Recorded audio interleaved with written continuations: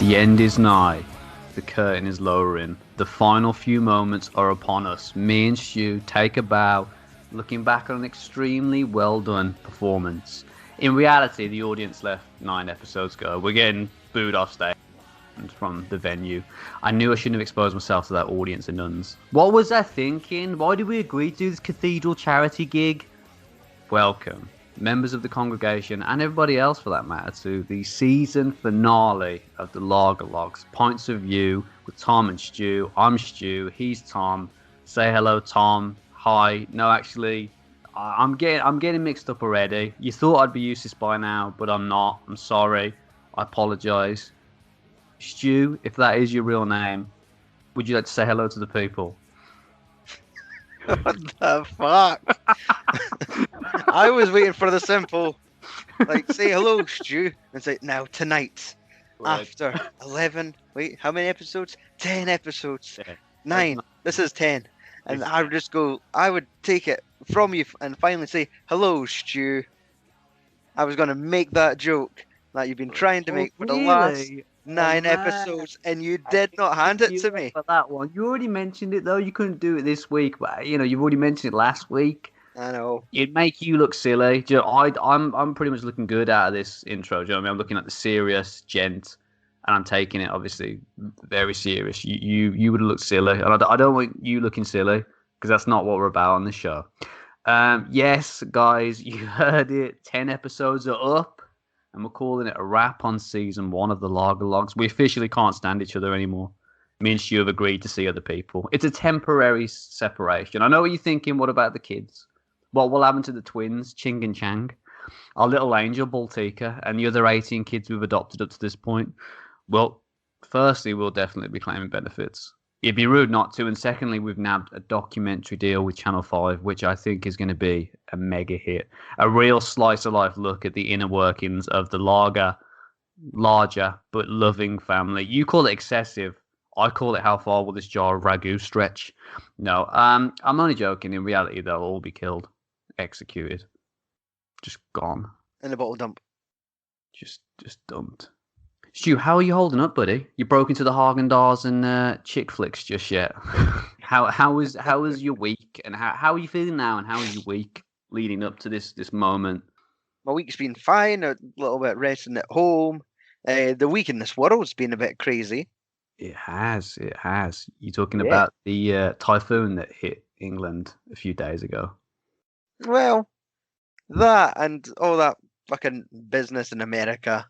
Where was happening over there? You're pointing down then. I think I was waving across the room, I was giving you specific coordinations to the United States of America.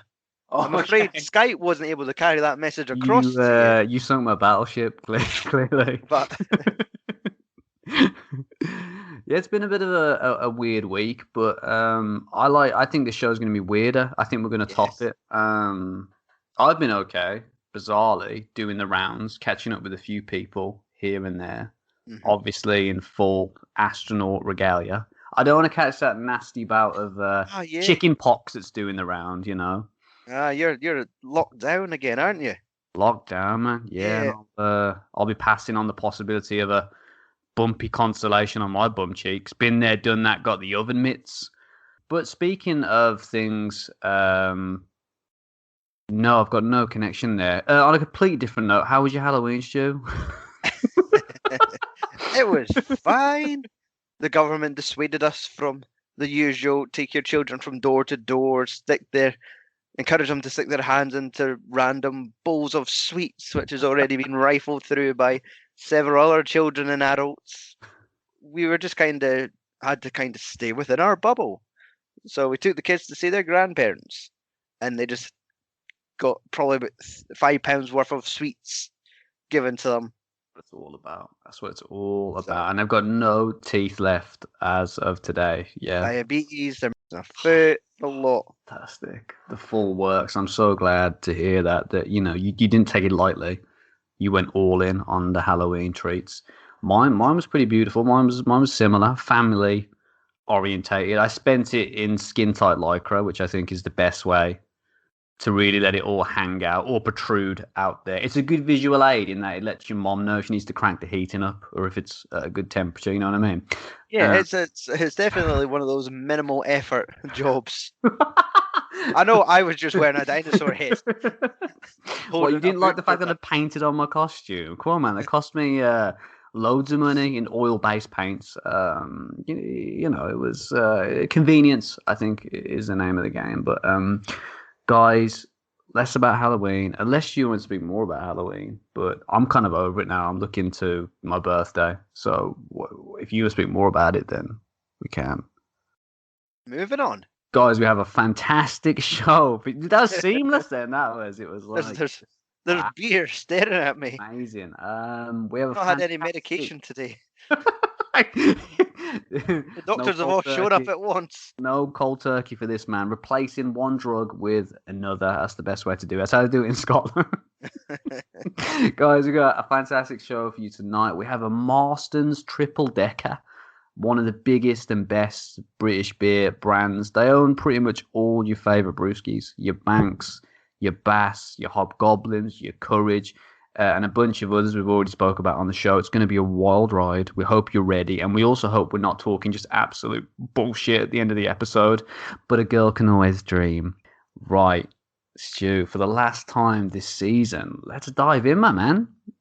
Straight off the bat, dude, have you experienced any of our offerings this evening? No, never. Awesome. Ever, awesome. Ever.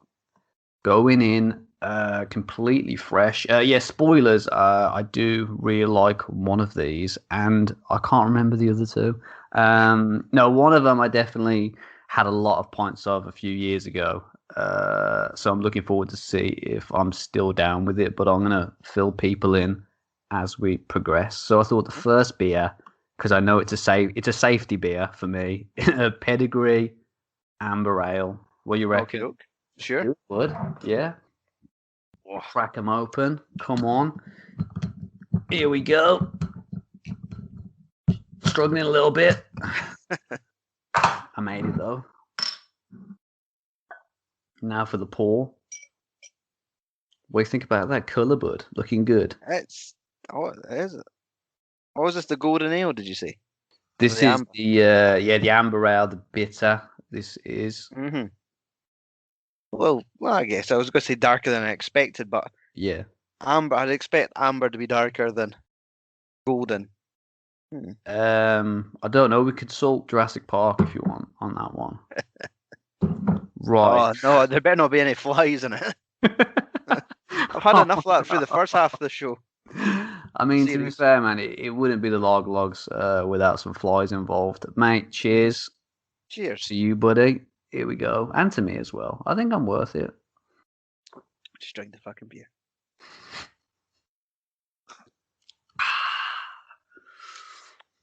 What do you reckon, dude? That's not bad. I really like Pedigree. Yeah, I'd say it's one of my kind of go-tos. It's the one I drink quite consistently from this lineup. But you enjoy it. I'm going to kind of dive into Marston's history a tad because we've got a big show. We've got a lot of beer. We've got a lot of history. I'm going to try not to bore you too much. Just kick the mic if you're dropping off. He's already gone. Right, I'm on my own. I'm solo in this bad boy.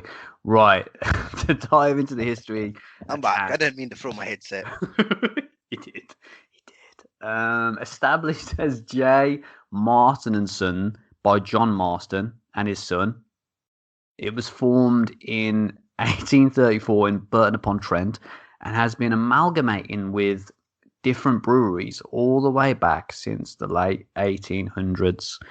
Pedigree, one of their staple beers, as I said, I kind of go to best bitter for me, clocks in at a healthy 4.5%.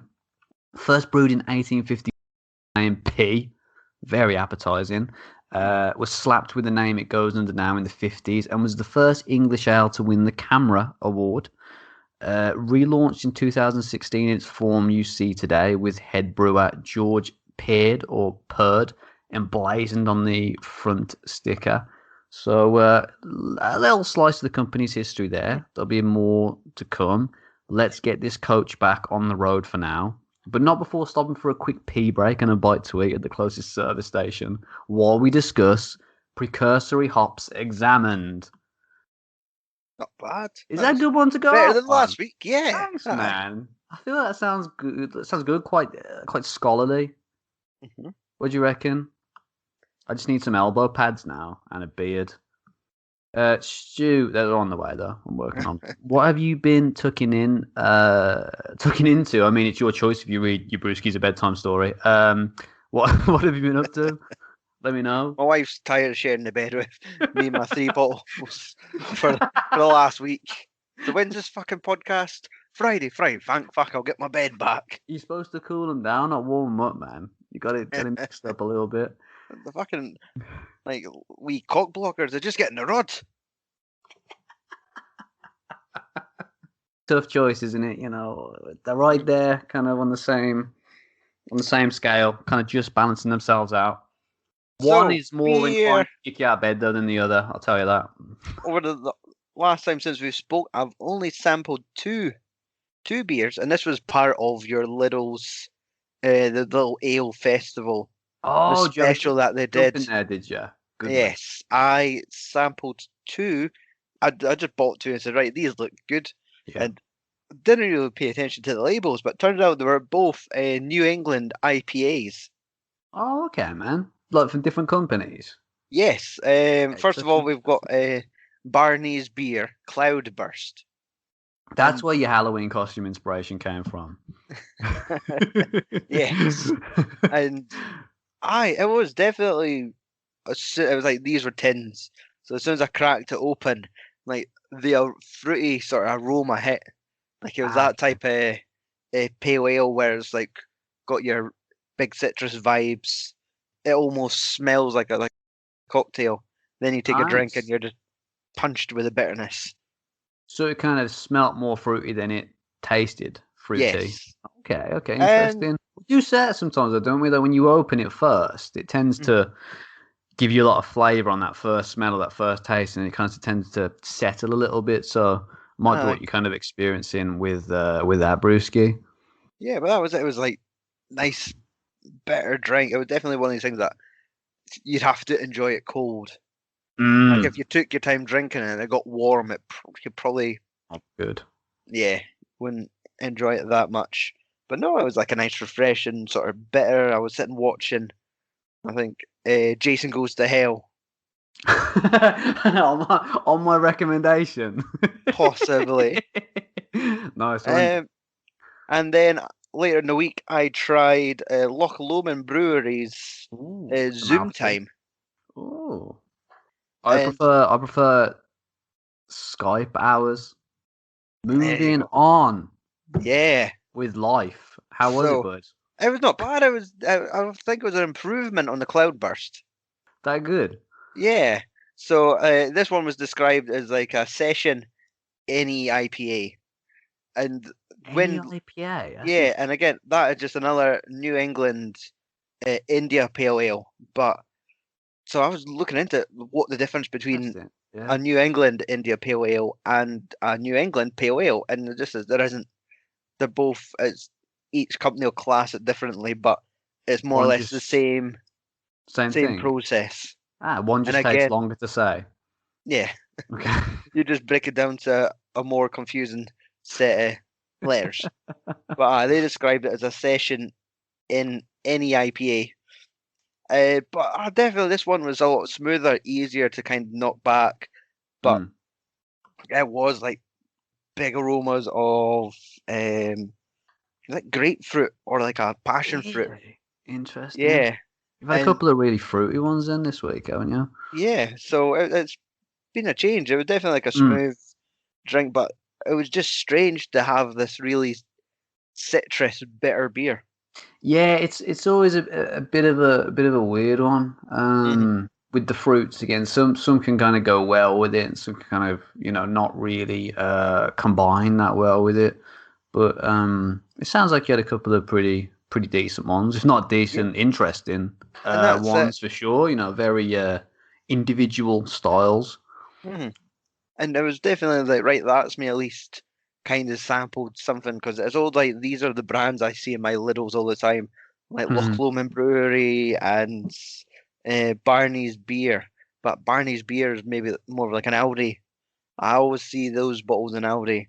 Yeah. So I think they've been showing up. I haven't seen them on my end yet, but obviously a lot of the kind of different or kind of unique ones that I haven't seen before, have been showing up. Obviously with the beer festival going on, so aye. I think that's awesome that you can kind of sink into something that's or something you don't normally kind of come across, which is awesome. Which sounds like something what you've done this week, my friend. Interesting. I commend you for the kind of trying a bit of a strange one or a bit of a unique one.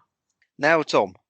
Yes. Since it has been a few days since we've spoke last. Yes. Have you had enough time to consume any beer? Have you got an hour? We have tonight. Loads of stuff, but yeah, I had a really, really good week. I mean, let's just dive straight in. I had Banks's Bitter in a hometown pub of mine. One of my go-to bottled pale ales I actually found and tried on cask for the first time ever.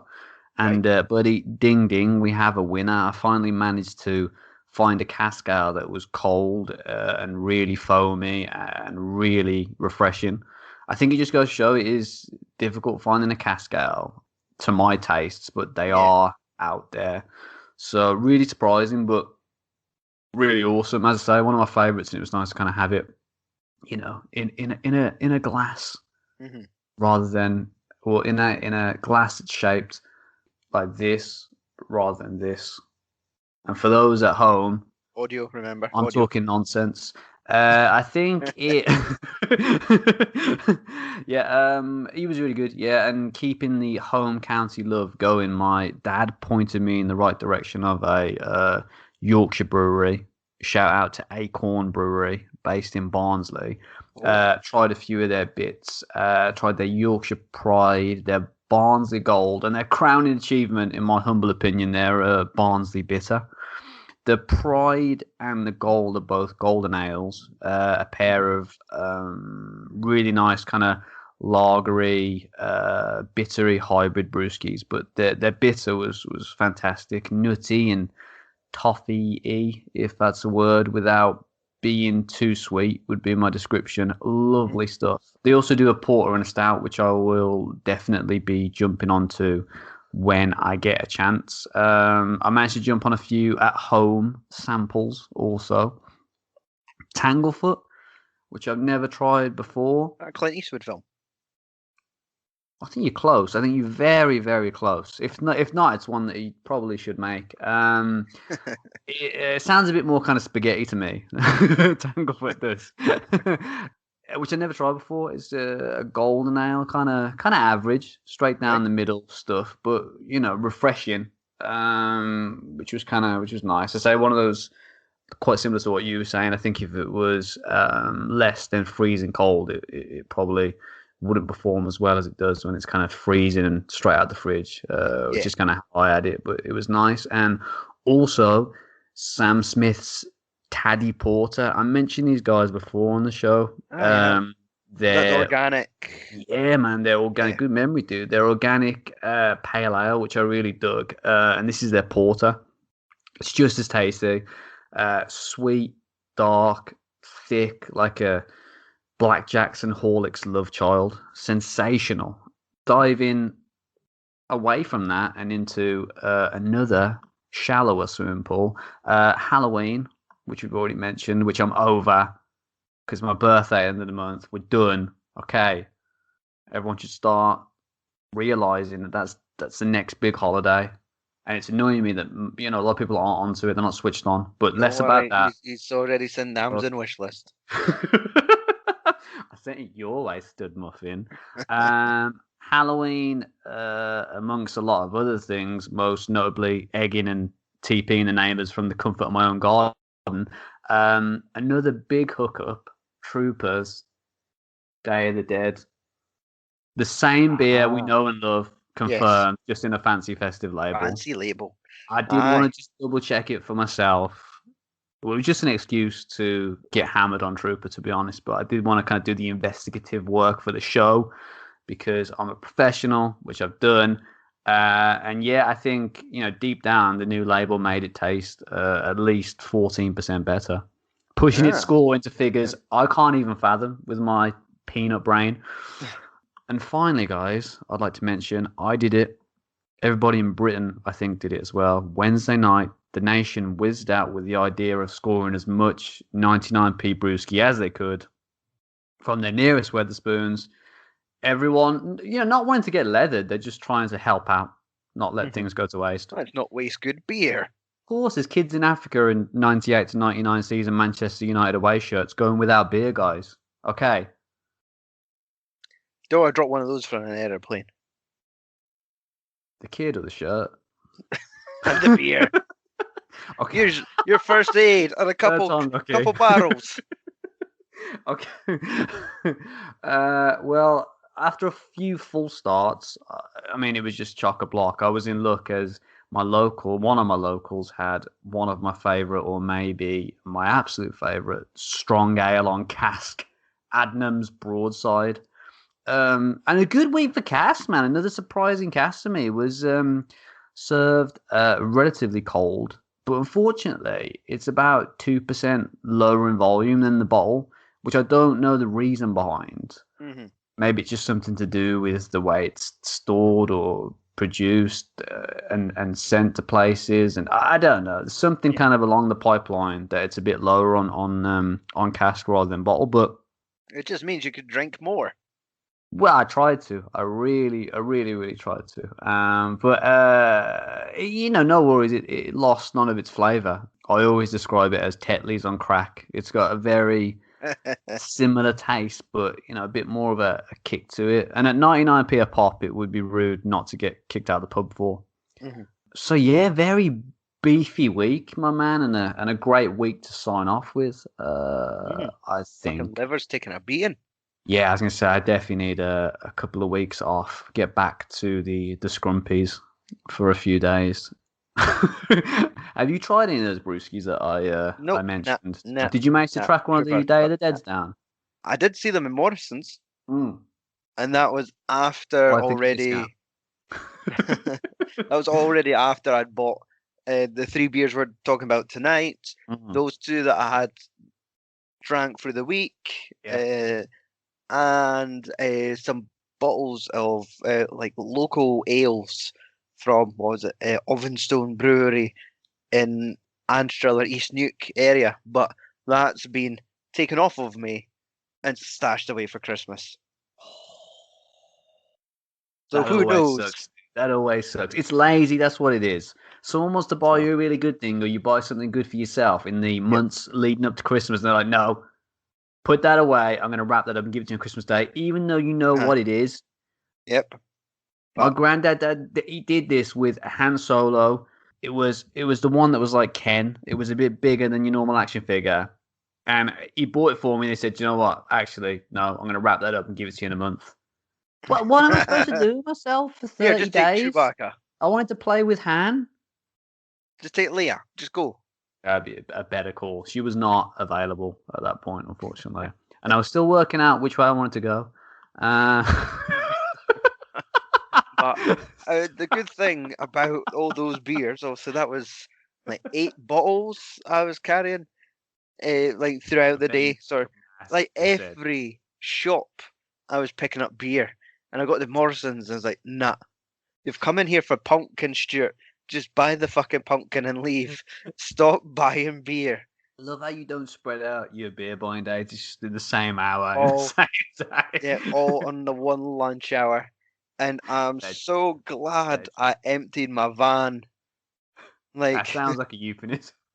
The vehicle I was driving that contained these 8 bottles of beer. Thankfully, I emptied that van the day before I crashed it because it'd be quite embarrassing to explain that to the police. You've had an accident, son. There's also 8 bottles of beer scattered throughout your works vehicle. Care to explain that? I was thinking do they not know you're the co-host of a beer drinking podcast when they want to breathalyze you on the spot? if Like, anything, on the spot. This guy has definitely been drinking, 100%. That I was was thinking my chain of thought. maybe a la, like Gambit from the X-Men. I could flip him a beer mat advertising the podcast at his face. But I do think that would work in my favour. You played the gentleman card more. See what I did Yeah. there? I So, said card Pedigree. because of Gambit. Beer. This is what we're drinking, is it? I had no Aye. idea. It tastes like Pedigree. It's all right. I'm trying to think. Have we had another Amber Ale? I think we have, haven't we? We have had, not really. I mean, we've had, obviously, stronger bitters. Yeah. Obviously, your Doom Bar and your Aye. Courage. Again, your Amber Ale, it's more of kind of a fancier way of kind of just differentiating it from the competition. But how do you think it goes? Or how does it sit along those ones, Stu? Your Doom Bar and your Courage? It kind of sits in between those. It's not that bad. Because I've had Doom Bar twice now. Yeah, I know you're more of a fan of the Doom, aren't you? Yeah, it was not bad. I'm just, this is all right.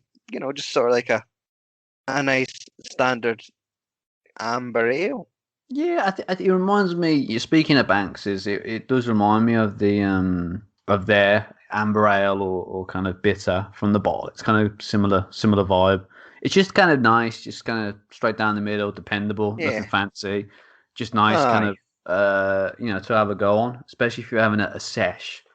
When I say sesh, I mean like 1.5 or something. I mean, I can't drink a lot, to be honest. 1.5 normally is what I do. I reckon that fucking last beer's drank was a bit extensive.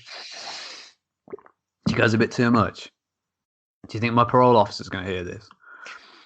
Right, do you want to move on to the second beer? Yes. Have you drank that, have you? Too much talking, as usual, from me. I mean, I actually don't know what to do, because I've only bought 2 glasses, so I don't know whether to just mix and match or drink out the bottle like a caveman, or I might just do it like out of this dog bowl that's down here. I don't know yet. You got a dog? No, I just keep it here for guests. Oh, one of those subdom nights, eh? I mean, what did you think this fruit bowl was here for? Empty fruit bowl? I mean, it's not for fruit, I'll tell you that. Right, the second beer of the... Oh, that's where the keys go. The second beer of the evening, I thought, just to kind of keep you in suspense, because I know you want to try the golden beer the most, I thought we'd do the Marston's EPA next. If that's okay, is that okay? If that's okay with you, I don't know. It's just missing the N off of it. Then it would be a New English Pale Ale. And it'd be a fucking flashback to last week. All right, come on. He's looking for a sponsorship deal again. All right, come on. Chill out. You already mentioned it twice. I'm hoping this last Bruce is going to be cold by the time we get into it. Fingers crossed. Okay, going green. Yeah, it smells a bit fruitier than the last one, and pours out a bit clearer. Yes, a tad clearer. Yeah, a tad clearer. A lot lighter than our amber.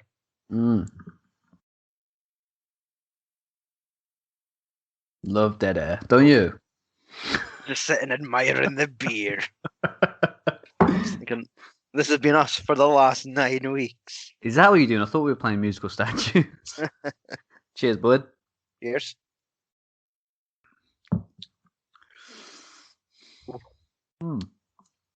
Yeah, bit of a weird one, that is. Yeah, it's. If I was trying to compare it to like the NEPAs that I've had. Yes. Sorry. Well, also this must be an OEPA. It's an Old English Pale Ale. If I compare it to the new ones, they're definitely a lot more. Similar? Is it similar to those? The kind of vibe definitely. Of it. It's like kind of like a more watered down. It's got a kind of doesn't kick as much. Is it weird? Is it me? It might sound weird, but it's got kind of like a meaty smell to it. I haven't washed my glasses in a long time. I don't know. Do you know what I mean? It might just be the kind of the fruit kind of. I'm confusing it for the fruit flavor, but there's definitely like a fruity vibe there, isn't it? Kind of very strange. It's barely there though. Strange aftertaste to it. Just, Yeah, it tastes a bit like a diet IPA. yeah. IPA Max. As I said, I can't quite remember if I've had this one before. At the start of the show, this is the one I can't quite remember whether I've had it or not. But this is an English pale ale or bottled bitter. It describes itself as more of a light blonde ale to differentiate it from Pedigree, coming in at 3.6%. The fella on the bottle is not just a peeping Tom with some very elaborate and expensive equipment. This is an original hop picker, apparently. So while you enjoy that, Stu, I'm going to jump back into the company's history briefly. Let's keep this backstory going. As I mentioned before, it has been an ever-moving and ever-snowballing brewery, joining with other companies and getting bigger and bigger as the years passed. It's the Katamari of the brewski biz. Historically, Banks's, through amalgamation with other smaller breweries, kind of became Wolverhampton and Dudley breweries. And that brewery purchased Marston's in 1999. And since then, Marston's has purchased Jennings and Ringwood Brewery. Are you following? Am I drinking too much? It sounds like beer monopoly. Is it? Do you want to buy it off me or not? Nah. Is this boring? Should I have sung this part to make it easier to digest? Come on, let's go past go. Let's collect £200 and keep on trucking. Right, okay. So let's just take another break before we pass out in our pina coladas. Stu, we've got a very exciting topic next up. I know your favourite. I know the one you've been most excited to get into. Listeners' questions.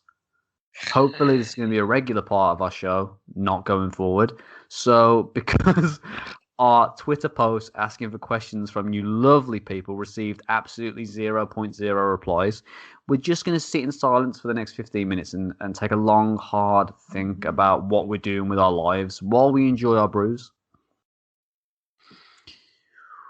Ooh, this is some good stuff. Not even enjoying this one, actually. No, hope is not lost, my friend. As our biggest fan, Mr. Scott Shaw, blessed us with a fantastic question to get our minds around. I don't know why I'm straining. It's a two-parter. You're strain. We've rumbled on. Your favourite beer of all time, and or if you were stuck on a desert island, what 3 things would you use to kill yourself with? It seems pretty straightforward to me. Stu, do you have any thoughts on the matter? Hey, God, I could have just say them all out once. Hey, let's say, God, the beer's the hardest part.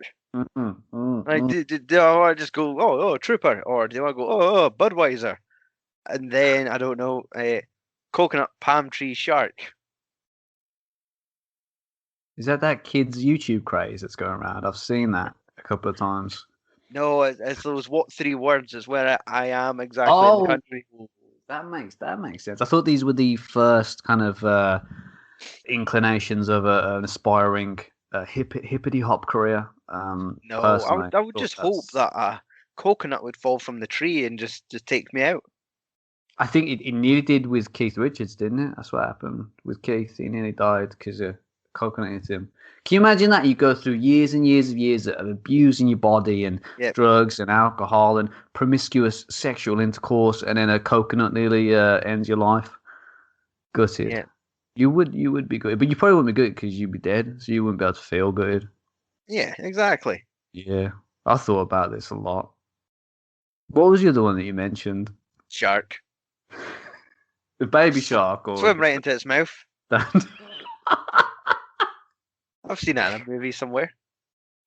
Are you talking about that clip of the... I'm just laughing thinking about it. The dude jumps into off the boat into the shark's mouth. CGI. What? Yeah. Please write in, listeners, with what film that is, because I don't know, but it's amazing. I know. I think if I want to call it Shark 3, just something stupid. Like I had John Barrowman in it, but. Oh yeah, I've seen that. I think that's it. Yeah, that might be the same film. Yeah, I thought that was separate, but you might be right, buddy. Straight jock, absolute shagger of a guy. That is him in a nutshell. That's an apt description. Yeah, clearly. Some cunt just jumps in a shark from some other movie just jumps up and catches him. Jumping the shark. That's what we're doing this evening. We're bringing on a guest star. What was the third one, Stu? Did I see? I think it was palm tree. Palm tree. Okay. Yeah, I don't know if I would just What's the thinking behind that? climb up it and drop. Yeah. Everyone's played Assassin's Creed. Is it going to be big enough though? It doesn't seem like it would be. Palm tree. If you just jump head first into the ground, hopefully it's not soft sand and you just kind of do the ostrich thing. But hopefully it's soft sell because that Mark Almond is a sexy guy and he looks better now than he did in 1983. He looks better. But anyway, back peak, to Assassin's Creed. Anytime one of these fucking assassins jumps off of top of a tower, they always manage to land in a fucking pile of hay. It always survives. Convenient, yes. Isn't it? Whereas I'm purposely doing it to avoid it. I've never seen any hay, like walking around the streets. But desert islands, Tom. How would you? Video games are lying to us clearly. You know what I mean? They've just been lying to us throughout the years. Assassin to commit suicide. I thought you had to be. So it's blowing my mind tonight. I'm learning things. I'm learning facts. Oh, it's good. Oh, you didn't mention your beer yet. My beer? Oh, Trooper, I guess, because that's more of a cultured answer than Budweiser. I like the uncultured answer. You strike me as an uncultured man, Stu. That's what I like about you. Wait a minute. I think you should go with the Bud. You know what I mean? I think it suits you. Oh, suits you, sir. That was a good reference. I like that. I'm just going to sit here and enjoy that reference for a bit.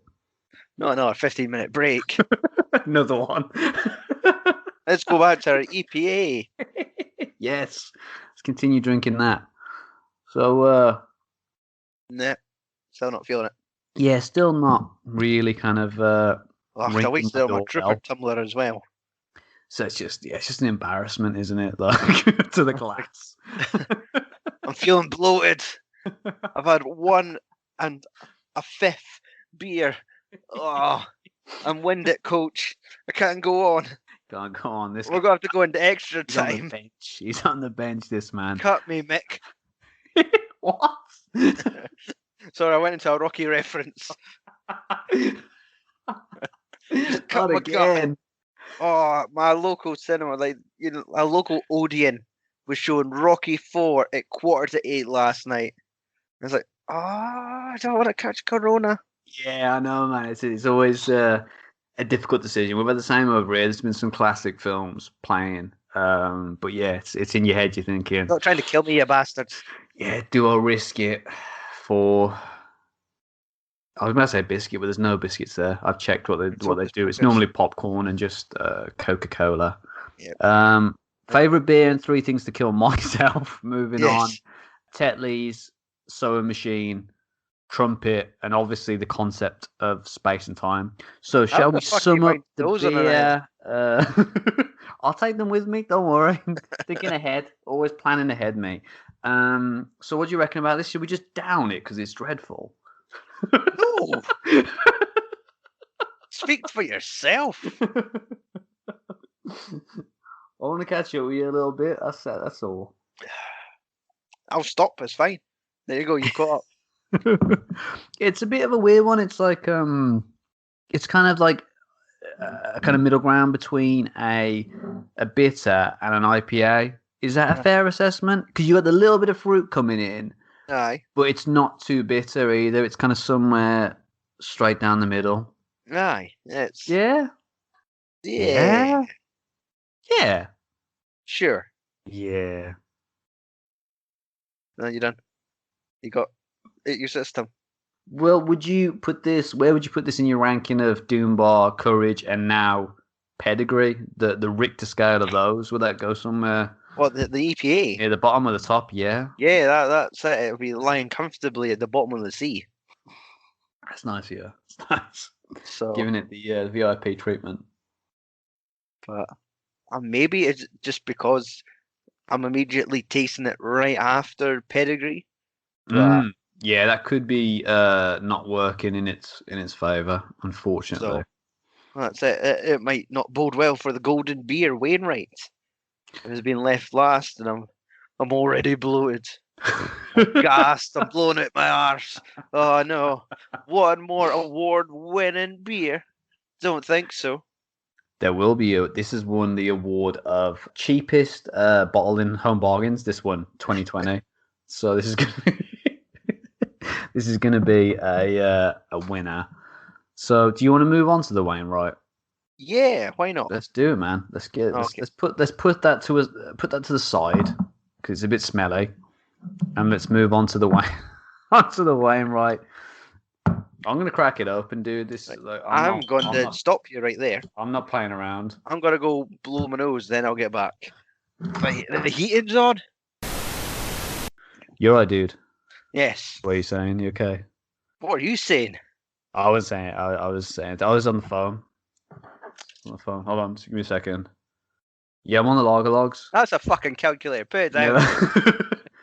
That's my phone, alright. I'm sorry. I'm about 10 years behind the trends. I'm not a trendy dude. What does it say? Boobs on it. Fucking on to you. Classic school gag. I love that. Do you just want to take a break here and just down this then, and then we'll just get on to the next one? Because this topic's just dreadful. I am not touching that beer. It is a chore to drink. Okay. I've poured into the pint glass and like, I would not. I'm just going to get rid of it then, guy. What a trooper. With the Day of the Dead label, or just a normal Yeah, one? I'm surprised I never got the little smug pick of that. Didn't I send you that? No. What? Look at you. To be honest, dude, I think there was so many pictures that night. I could have. Oh yeah, I sent you the Spidey one. I didn't do. No. Is it a bit out of date now? Is it a bit out of date with posting now with the Spidey hand around it? Is that a bit kind of? No. Okay, we'll do it. It's content. we're desperate for content. Right. Okay, man. Right, okay, let's just do. Let's get rid of this then, man. Yeah, it's not good, is it? But you got to sum it up, though. Yeah, it's the EPA. For some reason, I had my hopes and thinking, this might be a decent one, because I don't know why. I think when I sampled Cool Brewing Company's Baby Badger Pale Ale, it knocked my socks off. I was like, one of the best little craft beers I've had for a while. And every time I kind of see Pale Ale on a bottle, I'm like, we're chasing the dragon. We're getting close. Let's try this. And it's like, man, English Pale Ale was pish. Yeah, it's weird because it says it's EPA, but for me, it's not. An English Pale Ale would be like Pedigree. Do you know what I mean? It'd be like a standard bottle bitter. So it's kind of a weird hybrid, but not good. Not good. Again, it tastes like a very kind of light IPA. Like says an easy drinking. Yeah, I'm not gonna agree with that, dude. I'm sorry. A rough one. Everyone likes your brother Pedigree a little bit better, though. That's a perfect sum up. That is. Are we still recording? Of course. Is this the show? Is this actually the show?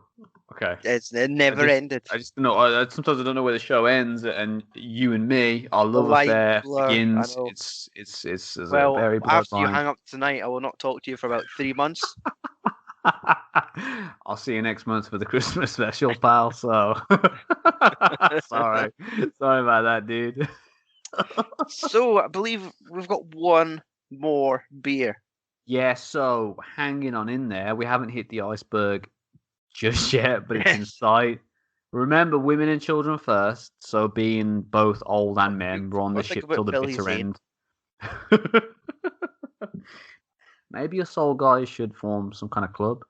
We could use my treehouse, if we're not dead from iceberg attack, if that's an actual thing. Yeah, third beer of the night is Wainwright's the Golden Beer. I don't know what I was doing there. A little bit of a stutter. It was a bit of a suspense stutter. So do I put it in the Pedigree glass or the EPA glass? It's going to be I brought 3 glasses. I can't remember now. I mixed them up now. That's the EPA. You're sniffing tumblers. I'm sniffing the drink. That's the pedigree, I think. So I'm gonna go there. So, Matt, I'm glad that we finally tracked down a golden ale for you, buddy, because it's one of those things, elusive things that we just haven't been able to kind of do. And I think the golden ale for you is kind of, I thought from the very get-go it would be the perfect kind of path for you to get on the darker beers, but we just went straight in at the deep end with the bitters and the Scotch ales and the brown ales. But yeah, man, and the Guinness, yeah, and I think we had stouts, and I think I always thought this would be a good kind of middle ground for you, but we just haven't got to it. But we have tonight, finally. All things come full circle, like the pie logo. It's like a racetrack, isn't it? It's like an 8. It's like a sideways 8. It's like a tipsy 8. Aye, which I like. okay.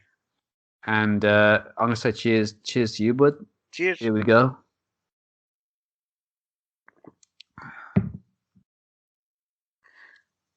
Yeah, man, I'm still down with it, dude, because this was the one I hinted at that I've had a lot in the past and couldn't remember. But yeah, I'm still down with it. It's quite refreshing, isn't it? It's nothing. Yeah. There's not a lot of flavour going there, but aye, that's what I was kind of waiting. It's like there's, you already kind of doubt yourself, thinking, well, you've already had 2 drinks. The palate's not exactly clean. Yeah, you're right, man. It's not immediately hitting you with big tastes. No. I mean, I said before, I had this on, had amazing keg party with this the one night, and it went down a treat. And I'm just thinking, like, I don't know how the taste would differentiate, whether it'd be kind of a bit more metallic-y out the keg or not. I don't know, but maybe. I remember, like, yeah, going down well, because I think it's just not too distinct. It's kind of perfect for like a do or something, because it's like, it's just kind of straight down the middle, nice, not a lot kind of flavour going on, but it's just nice, drinkable, refreshing, just kind of perfect for you get-togethers. But I don't think I'd personally kind of sit here and have a go on it, because I prefer something that maybe a bit more kind of tasteful or tasty. But I think for what it is, it's kind of a nice middle ground between your lager and your bitter, for sure. Aye. Yeah, it's not bad. I mean, it's definitely going to be easier to drink than the EPA. Did you finish that EPA or not, or what's happened to that? Oh no, I just sat there on the table, staring at me. And was like, "Why have you moved on?" So whizzing in at 4.1%. This is a blonde or golden ale, originally brewed as a seasonal ale, but so popular it hung around to become one of Marston's staple cask ales, and you see it. Everywhere. I seem to see it everywhere, kind of on cask. It's named after Alfred Wainwright, Bruce's loyal and obedient manservant. Famous British fell walker, author, and illustrator of the same name. And since its inception, the company has been brewing beer, organising outdoor activities, and plastering their website with so many inspirational quotes that make your middle-aged auntie who spends too much time on Facebook jealous. So, to sum up our chosen brewery this evening, Marston's reverted back to the Marston's name in 2007, and in the last 5 years or so has took over production of Thwaites Beer, who brewed Wainwright originally, and Lancaster Bomber, and then they acquired Eagle Brewery, which gave them ownership of Bombardier, Courage, and McCowan's Ale. Add to that Wychwood and Thwaites, and you've got one of the randiest British breweries of all time. Court adjourned. So, our final and most hotly anticipated topic of the episode. Please put your hands together for, that's what you've been waiting for, the support act over now. This is the main event. This is the headliner. Top 5 beers of the season. I don't know why I did it in interpretive dance, but I did. Stu, you sexy shit. This is it. The finale. The big one. I'm excited. You're excited. Let's count this sucker down. I'm thinking we'll do a number each in ascending order and let the beautiful people know how this season has been for us. So I want to say a lot of these beers on my list are ones I drank before the show. But not to fear, I do have an honourable mentions category to shine a light on a couple of new experiences that were fairly nice for the season. Yeah. Just hear the Oscar music playing you off already. Yeah. Right. Number 5. I'm going to take a big, beefy blast of this Wainwright first. Sensational. Do you want to go number 5? Do you want to go number 5 first? Come on. Yeah, sure. Ladies first. Cheeky little bastards. Ah. Controversial, Oh, possibly. shit. Number 5, I've went with Bex. I kind of saw this coming a little bit. I thought Bex would Like sneak that in simple somewhere. bastards. Yeah, I thought being, all uncultured again. No, I thought this was, I thought this one was coming, dude. Yeah, because no, I mean, to be honest, as I said in the show, it's kind of one of my old go-to beers. So the nostalgia factors there, but didn't make my list, unfortunately. But why didn't it make your list, Stu? It's just a nice, reliable lager. Yeah, it's a spot. It's a nice price just now in home bargains. That's all that matters. That's all that matters. Yeah, that was it. Just nice and easy. I took every beer on our list from the website, created a little spreadsheet, tried to put them in order, and Did you? I didn't. Yeah. I didn't go to that much effort. It was close. It was I just sort of made it about 3 minutes ago before we started recording. I say 3 minutes. It was of course, you're like a fucking beer database. It is. So you could fucking rattle them off like a phone book. This has taken me weeks to boil down. It was down to the wire. It was very, very difficult. Number 5 for me, Newcastle Brown Ale. Nice. Classic, dependable, go-to bottled ale for me. Always a winner when you're out and about and you can't decide what to have a go on. But it's just pipped to the post by another brown ale we've covered this season. Yeah. That's my number 5. Stuart, your number 4, please. My number 4. Oh, I had to kind of settle down. Like kind of go with like what was the best, better, and I kind of swung for the fences and said Old Speckled Hen. Oh, okay. Good shout, man. Yeah, good shout. I hasn't made my list, but I think it was a really good one. Definitely in the good category in terms of our kind of seasonal offerings that we tucked into for sure. And that's it, kind of throwing it in the ring like along with like Doombar and Courage Best Better. Does it come out on top of those ones for you? I think so. Yeah. It is a really good one. I thought Doombar might make your list. Well, that was it. I kind of just kind of. Yeah, I didn't want to have kind of too many betters. Yeah. So I thought, right, and I think Old Speckled Hen kind of had the best balance. I would agree with that, dude. I'd agree with that. I've put a couple of bitters above that for me, but again, it was difficult because I think we've had a really good season for your bitters, your best bitters, and your strong bitters. I think we've had a really good season in terms of the output. So good pick, my friend. Number 4 for me would be Innocent Guns Bourbon Barrel Scotch Ale. Nice. A beer which I liked. I liked it before we did it on the show, but I didn't realize how complex and flavoursome it was till having it recently with you, buddy. And it gets the best newcomer award easily.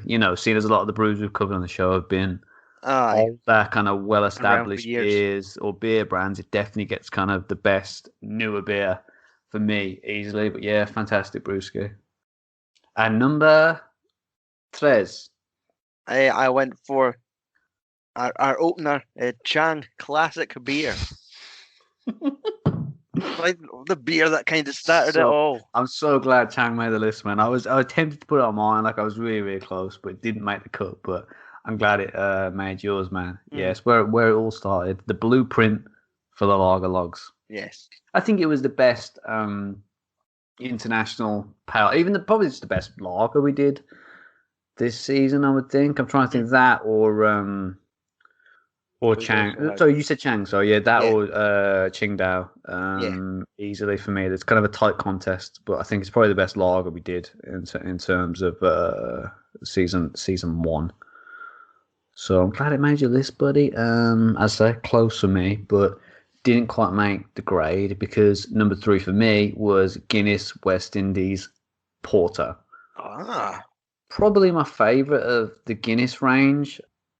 I like the sweetness, I like the strength, and I like how it's a nice middle ground between your normal or dry stout and your fancier foreign versions, straight through the middle, which I really liked. And yeah, that was a good episode in terms of professionalism and just kind of just showing people that we're good, just kind of presentable podcasters, and we can do a good job. Do you know what I mean?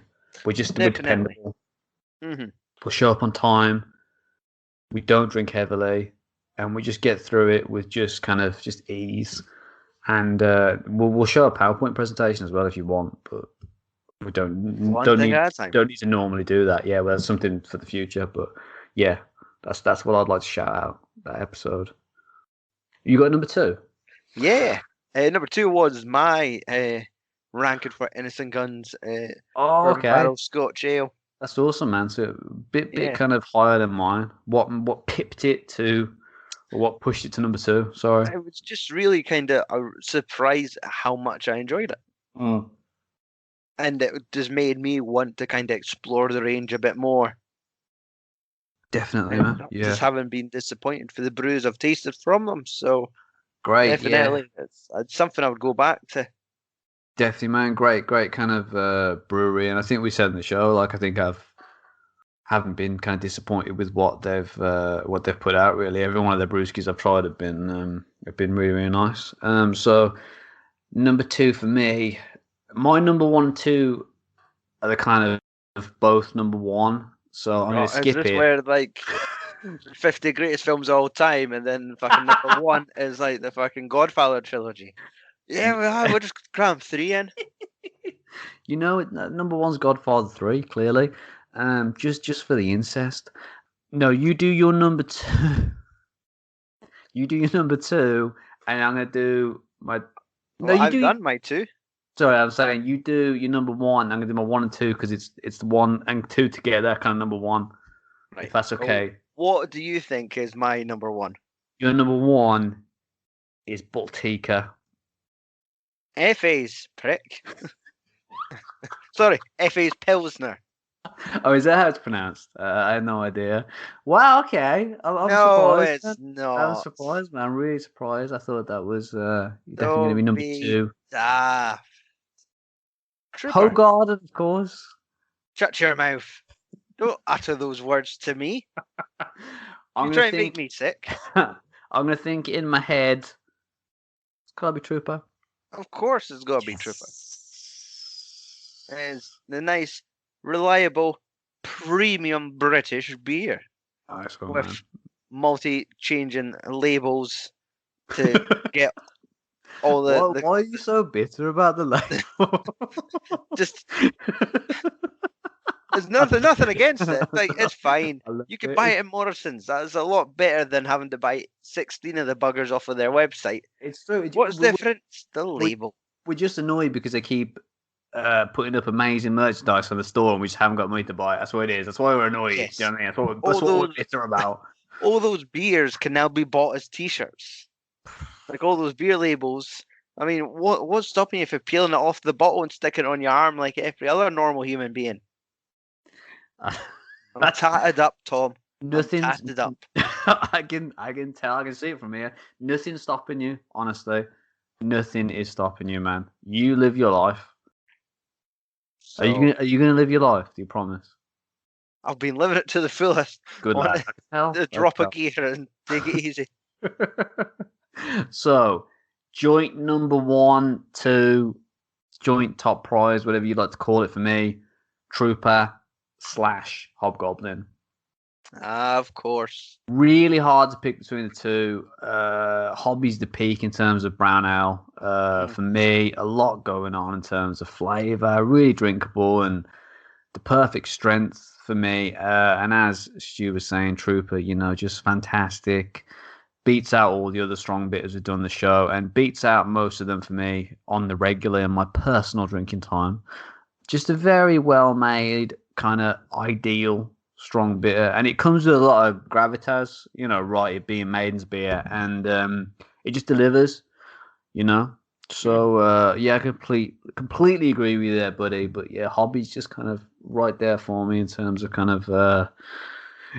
first place. So, have you got any honourable mention? Thanks. Thanks for the validation. Have you got any honourable mentions? Well, that's it. Dishonourable mentions. Out of obviously, I would like to give a shout out to the Guinness West Indy Porter. That was my preference. Why that was funny, but it was. Shout out to my homies. I'm talking to you, Nookie Brown. What? So would you? So I Adam, room on the bus for you, but if there was, I would have given you a lift. Green King IPA Reserve. Would you, as Adam, on my list? Is it the Guinness that you were the West Indies Porter that you were kind of would possibly make your list? Possibly make your list because I know it was quite surprising for you that you didn't think you were going to like any of those beers on that episode, but that professional episode. But you kind of dug both of them. They were both a pleasant surprise, but the West Indies Porter kind of just had that extra little sweet flavour to it that was just a nice surprise. That's awesome, man. Yeah, to add to my list, just the honourable mentions, I was going to mention Green King's IPA Reserve, which was really surprising. I know that we both dug that one. I think it's probably the best IPA I've had in general all season. I think it's probably because it wasn't very much like an IPA. It was kind of like the EPA we're having tonight. It was kind of a blend between a bitter and an IPA, but it wasn't, like this. It was obviously kind of a lot better. I think it did that kind of balancing act a lot better, and I think that's why we both dug it really. And I just wanted to mention Courage as well, best bitter. I think was my favourite new beer of the season.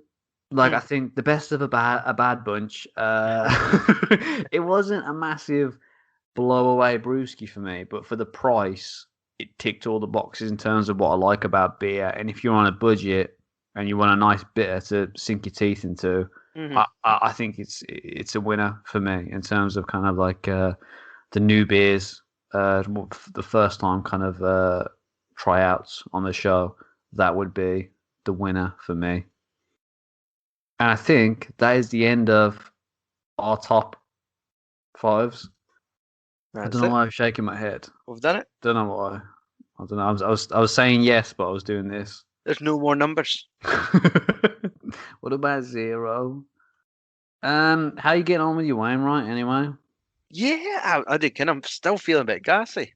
So it's going down okay though. Slowing down. Yeah, this is far easier to drink than the EPA. Yeah, as we said, not a lot of kind of flavour, but just crisp, just kind of refreshing, just nice, man. Do you know what I mean? Like hot summer's day, a few of these. Aye. In a beer garden somewhere. Just kind of really refreshing and nice. I think it kind of, in terms of golden beers, I think it's probably one of the best that I've had, to be honest. If we're just being honest, if that's okay, for 1 minute on the show. I mean, I know we're running out of time, but if you want to be honest. I mean, to finalise this bad boy, it has been the only golden ale that we've tracked down this season. Hopefully more to come next time around. What are your slightly inebriated thoughts on the matter of Goldwrights? Wainwright? Wainwrights. It's fine. Personally, I don't see it as a session beer, but it might just be the way we've played it tonight. How we'll throw it out third. Possibly, mate. Yeah, possibly, mate. It had a lot to kind of well, not a lot to live up to, but obviously with the other two kind of very distinct tastes, it was probably trying to swim upstream a little bit in terms of its placement. But that's what happens when you have 3 beers on a show. I told you we should just do 2. We should just stick to 2. But Stu was like, no, we're going to do 3. And then season 2, we're doing 4 a show. I said, it's too much. I can't deal with it. Stu, that's it, my friend. The season finale in the bag. We're taking a short break, but the social media pages won't. We'll still be bringing you all types of weird and wonderful stuff on there. I'll obviously I'll let you know how I get on with my GCSEs, and we'll let you know if we ever did invest in that pet shop. But mostly, it's gonna be pictures of beer, right? Yes. Always. That's it. That's what you can. That's the gold standard, guys. Pictures of beers. It's gonna be a good laugh. Going forward, I think it already is a good laugh. It's gonna be more of a laugh going forward. What do you reckon, Stu? Totally. I'm already looking forward to the future opportunities that are coming up for us. I want to introduce a wee spinny wheel for season 2. A lot of ideas, guys. Merchandise is flying up and down the country as we speak. Guys, there's things happening. There's a lot of stuff happening. So yeah, keep your.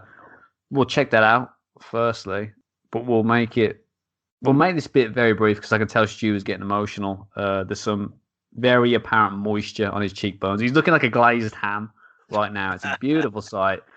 But yeah, so stay tuned for that stuff, guys. There's some exciting stuff coming up.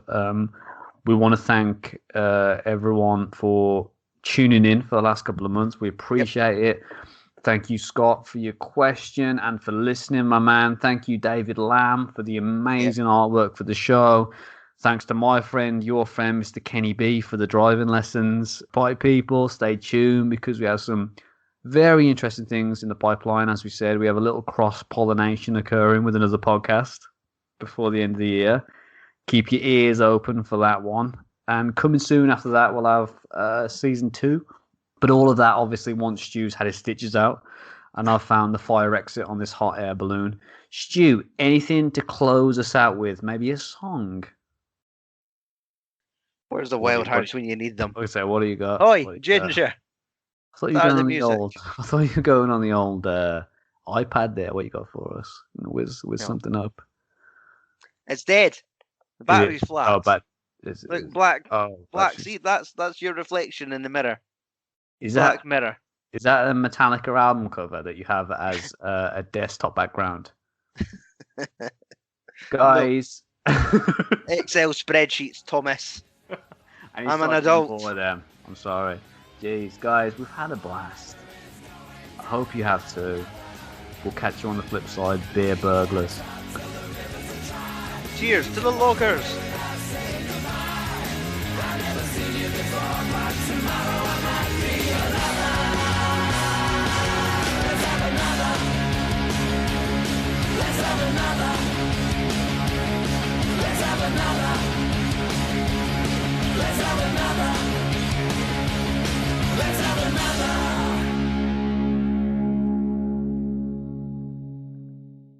Also, I'm not expecting them to answer back right now. I was looking over my shoulder. I was expecting a reply. Yeah, that cunt behind you. He's in the room. Not me. It's old man Masterton. He's showing up. This in his EPA.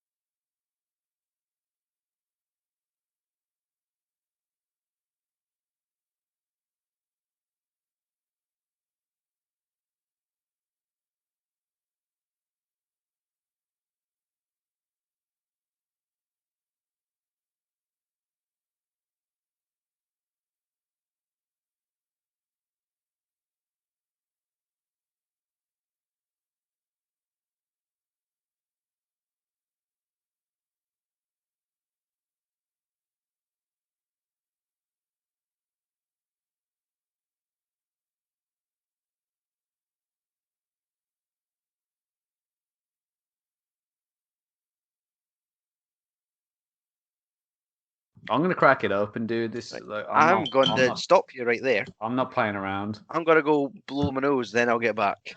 The heating's on. I'm like, You sound pretty good. You sound pretty good to me. I think. I just need to go blow a hole through my nose, and then I'll be back. You go and blow one, and I'm gonna be here waiting for you.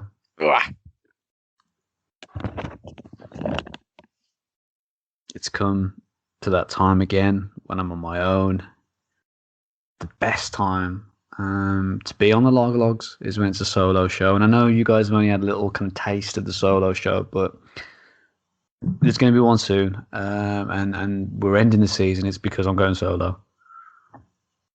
And I know everyone's sad about it, but you got to think, in terms of singers, stars, lead singers that left bands and just became huge. You just got to think about it. Do you know what I mean? Nick Kershaw, Haircut 100, right? Adamant. Okay, he went huge when he left, the Ants behind. He kind of skyrocketed. He went, massive, just absolutely huge. So that's what really you have to think of. Do you know what I mean? And I know we're losing the talent. Do you know what I mean? I hate to lose the talent because it's sad to write those P45s. It's really sad, but he's had loads of them. He's had loads in his life. He's had thousands of P45s. When I first met him, he was using his P45s as a shirt. He'd staple them all together to try and keep out the cold. You're right, dude. Yes. What are you saying? You okay? What are you saying? I was saying. I was on the phone. Hold on, just give me a second. Yeah, I'm on the Lager Logs. That's a fucking calculator. Put it down. Yeah.